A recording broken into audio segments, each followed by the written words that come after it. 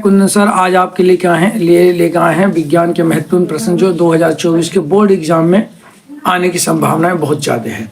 तो चलिए बिना देर किए हुए आज का पहला क्वेश्चन देखते हैं। कह रहा है कि वायु के सापेक्ष जल तथा कांच के अपवर्तनांक क्रमशः 1.35 तथा 1.50 है। यदि प्रकाश किरण कांच से जल में जा रही है तो कांच के सापेक्ष जल का अपवर्तनांक ज्ञात करिए। ठीक, तो हम पहले यहाँ दिया हुआ क्या है जी, दिया है क्या, जो देखिए हमें दिया हुआ है वायु के सापेक्ष जल का अपवर्तनांक जो दिया हुआ है वो 1.35 दिया हुआ है। ठीक, और वायु के सापेक्ष कांच का अपवर्तनांक जो दिया हुआ है वो 1. वो दिया हुआ है। अब हमें ज्ञात क्या करना है, तो कांच के सापेक्ष जल का अपवर्तनांक। ठीक, तो जब हमें कांच के सापेक्ष जल का अपवर्तनांक ज्ञात करना है तो क्या करेंगे, वायु के सापेक्ष जल का अपवर्तनांक बटे वायु के सापेक्ष कांच का अपवर्तनांक, दोनों को लिख देंगे।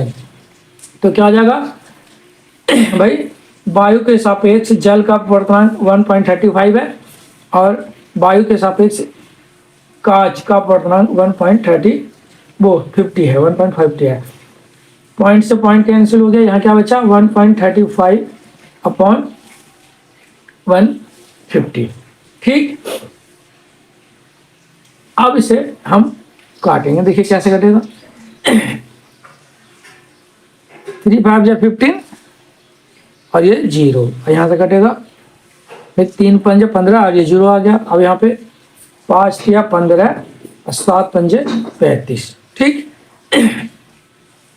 अब क्या होगा जो देखिए, तो यहाँ 57 अपॉन 30 है। तो यहाँ से हम क्या करते हैं, पहले 57 कर लेते हैं और 3 × 10 कर लेते हैं। अब 3 से भाग देते हैं, तो 3 एकम 3 हो गया, यहाँ 2 बचा और ये 7, तो 27 हो गया। 3 9 27 है नहीं जी, 3 9 27। 1 मिनट, तो यहाँ पे थोड़ी सी गलती होगी। देखिए हम यहाँ पे 3 5 15 काटे, तो यहाँ पे क्या है 2 5 10 आ गया। ठीक है जी, 2 5 10 और यहाँ पे बचा 3 और ये 5 35 7 5 35 यानी 27 आएगा। अब तो इस तरीके से करेंगे तो हम जानते हैं क्या हो जाएगा, 9 3 27 हो गया और ये 10 है इसलिए पॉइंट यहाँ आ जाएगा और ये 0, यानी ये कितना आ गया जी 0.9 आ गया। ये क्या आ गया, ये आ गया 0.9 जो आ गया वो कांच के सापेक्ष जल का अपवर्तनांक आ गया। ठीक है, आइए दूसरा प्रश्न देखते हैं। तो अब हम प्रश्न संख्या जो है 2 देखते हैं क्या कह रहा। प्रश्न संख्या 2 कह रहा है कि वायु के सापेक्ष जल तथा कांच का अपवर्तनांक क्रमशः 4/3 तथा 3/2 है। तो जल के सापेक्ष कांच का अपवर्तनांक तथा कांच के सापेक्ष जल का अपवर्तनांक ज्ञात कीजिए। ठीक, तो देखिए यहाँ पे क्या दिया हुआ है भाई, दिया हुआ है वायु के सापेक्ष जल का अपवर्तनांक बराबर 4/3 और वायु के सापेक्ष कांच का अपवर्तनांक 3/2। हमें ज्ञात क्या करना है, तो हमें ज्ञात करना है जल के सापेक्ष कांच का अपवर्तनांक, और फिर ये क्वेश्चन मार्क है, और दूसरा ज्ञात करना है कांच के सापेक्ष जल का अपवर्तनांक। ठीक, तो हमें पहले जल के सापेक्ष कांच का अपवर्तनांक ज्ञात करना है। तो हम क्या करेंगे भाई, जल के सापेक्ष कांच का अपवर्तनांक ज्ञात करना है तो हम ऊपर लिखेंगे कांच का अपवर्तनांक, वायु के सापेक्ष कांच का अपवर्तनांक बटे वायु के सापेक्ष जल का अपवर्तनांक। यानी भाई कांच के सापेक्ष, तो वायु के सापेक्ष कांच का अपवर्तनांक कितना है 3/2 और वायु के सापेक्ष जल का अपवर्तनांक कितना है 4/3। इसे जब हल करेंगे तो कैसे होगा, 3/2 गुने ये 3 जो ऊपर चला जाएगा और 4 नीचे आ जाएगा, है नहीं, जो नीचे वाला होता है ऊपर और ऊपर वाला नीचे आ जाएगा। तो यहाँ देखें तो क्या हो गया, 3 तिया 9 और 4 दूनी 8, यानी क्या आ गया 9/8 आ गया।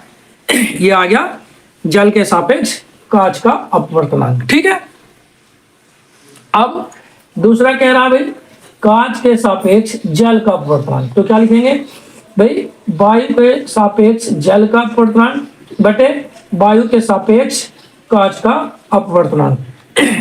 तो लिख दीजिए, तो 4/3 ऊपर चला जाएगा और 3/2 नीचे हो जाएगा। इसे हल करेंगे तो क्या हो जाएगा, 4/3 गुने 2/3, तो इनका जब गुना करेंगे 4 दूनी 8, 3 तिया 9, यानी 8/9 आ गया। ठीक है, देखते हैं अब अगला प्रश्न। तो अब हम प्रश्न संख्या 3 देखेंगे। प्रश्न संख्या 3 क्या कह रहा है, प्रश्न संख्या 3 कह रहा है, जो देखिए, एक अवतल लेंस की फोकस दूरी 30 सेंटीमीटर है, वस्तु को लेंस से कितनी दूरी पर रखें जिससे वस्तु का प्रतिबिंब लेंस से 20 सेंटीमीटर की दूरी पर बने। ठीक, तो भाई यहाँ हमें दिया हुआ क्या है, पहले ये देख लेते हैं, पता कर लेते हैं।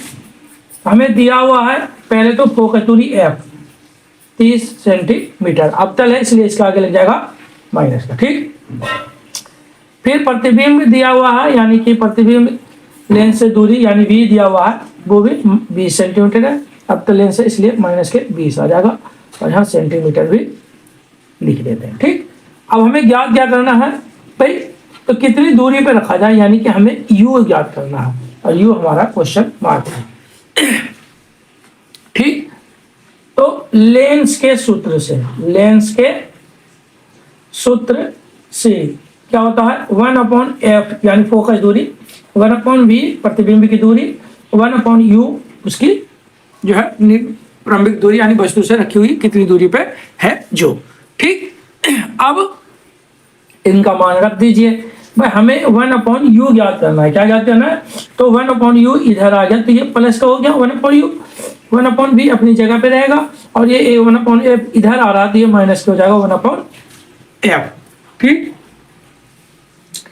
तो इसी से अब हम इसका मान रख दीजिए, तो 1/u हमें फाइंड करना है जी, 1/v जो है वो 1/-20 है, और ये माइनस 1/-30। ठीक, तो हम देखिए क्या करेंगे भाई, यहाँ से मान ले जाए जो है, यहाँ से माइनस ये ऊपर आ जाएगा, और ये वाला माइनस माइनस प्लस ले लें। ठीक, तो अब देखिए क्या करेंगे, -30, चलो ये वाला माइनस यहाँ ले लियो, यहाँ से खत्म हो गया, और यहाँ से हटा दिए तो ये ऊपर आ गया, ये हो गया प्लस का, और 20 और 30 का एलसीएम आ गया 60। ठीक, 60 को 20 से भाग करेंगे तो 3 बार में जाएगा, इसलिए इसमें से 3 गुना करेंगे तो -3। 30 को 60 से करेंगे तो 2 बार में जाएगा, इसलिए ऊपर आएगा +2। ठीक, यहाँ क्या आ गया उत्तर, 1/u = माइनस के 3 में से माइनस के ज्यादा है तो 1 बचेगा, -1/60। ठीक, यानी यहाँ u कितना आ गया जी, u जो हमारा भाई यहाँ देखते हैं, u जो हमारा आ गया वो -60 सेंटीमीटर आ गया। ठीक है, अब यहाँ लिख सकते हैं, अतः वस्तु को लेंस से 60 सेंटीमीटर दूर रखना क्या होगा। ठीक है, ये इसका हल हो गया जी। मिलते हैं अगले क्लास में कुछ नए सवाल लेकर। जब तक आप लोग हमारे चैनल को देखते रहिए। अगर हमारे चैनल को आपने सब्सक्राइब नहीं किया है तो सब्सक्राइब कर लीजिए और इसे ज़्यादा से ज़्यादा शेयर कर दीजिए, क्योंकि अभी 2024 के बोर्ड एग्ज़ाम जो है यूपी बोर्ड का 22 तारीख से स्टार्ट होने वाला है, जिसके महत्वपूर्ण प्रश्न लेकर हम आएंगे। तो इसलिए इसे शेयर करिए अपने मित्रों के पास। मिलते हैं अगले वीडियो में, जब तक के लिए स्वस्थ रहिए और पढ़ते रहिए, बोर्ड की तैयारी करते रहिए।